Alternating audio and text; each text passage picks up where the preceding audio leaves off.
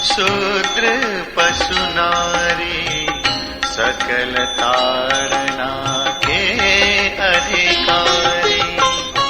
बाबा तुलसीदास को इस पंक्ति से बचाने के लिए नए थीसिसासुर महापंडितों का एक कल्ट बन गया। वामपंथियों ने तुलसी को बिना पढ़े और बिना समझे ब्राह्मण शोषणवादी संस्कृति का प्रतिनिधि कवि कहा। ये वामपंथियों का विरोध करते हुए नारी को रारी, चारी और तरकारी सिद्ध करने में लगे रहे। दोनों तुलसी और हिंदू जीवनधारा को समझने में चूके। वामपंथियों से तो कोई आशा नहीं ही थी, इनसे भी निराशा ही हुई।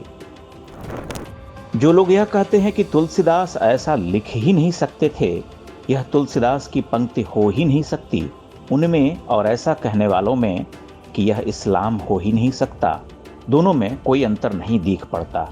दोनों समान रूप से जड़ हैं।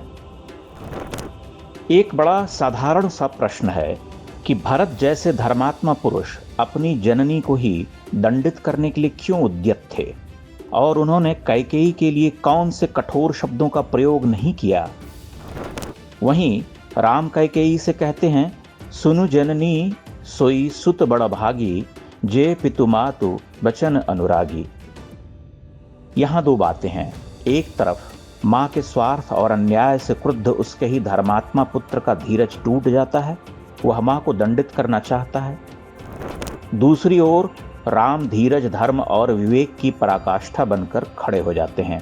वह उस आदेश को सहर्ष स्वीकारते हैं। इसका अर्थ केवल इतना ही है कि धर्म और अधर्म दोनों सामने हैं, चुनाव आपको करना है। हिंदू चिंतन में कोई आसमानी किताब सरीखा आदेश नहीं है, वह केवल रास्ता बतलाता है। किस रास्ते पर आपको चलना है, आप स्वयं तय कीजिए। तुलसीदास की उक्त पंक्ति को भी इसी आलोक में देखने की आवश्यकता है।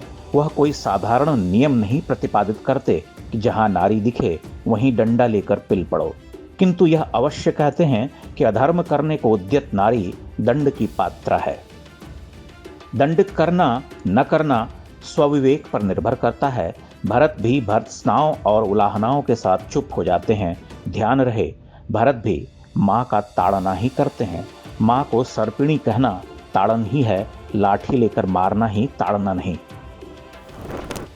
महत्वपूर्ण बात यह कि तुलसी यह उक्ति समुद्र से कहलवाते हैं, श्री राम से नहीं। वह समुद्र जो श्री राम के विनयशील आराधन को 3 दिवस तक ठुकराता रहा और जब प्रभु की क्रोधाग्नि भड़क उठी तो थर थर कांपता हुआ प्रकट हुआ, यह उक्ति उसके अपराध बोध का प्रकटीकरण है। तुलसी के साहित्य में लोक मंगल की भावना सर्वाधिक है। हिंदी के सभी बड़े विद्वान कवि, लेखक, समालोचक इस पर सहमत हैं। वह स्त्रियों और दीनहीन की दशा पर बहुत अधिक लिखकर चले गए। उस विराट साहित्य को दरकिनार कर इन 2 पंक्तियों के लिए उटपटांग तर्क गढ़ना कुछ विचित्र सा है। इससे तुलसी की रक्षा नहीं होती। संपूर्ण विश्व साहित्य में ऐसा कोई लेखक या कवि नहीं जिसका पूरा का पूरा साहित्य प्रश्नों से परे हो।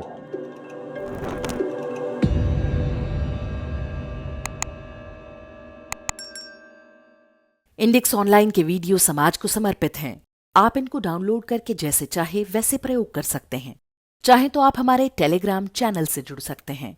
वहां सारे नए पुराने वीडियो आपको मिल जाएंगे। हमारे सोशल मीडिया लिंक हर वीडियो के डिस्क्रिप्शन में होते हैं।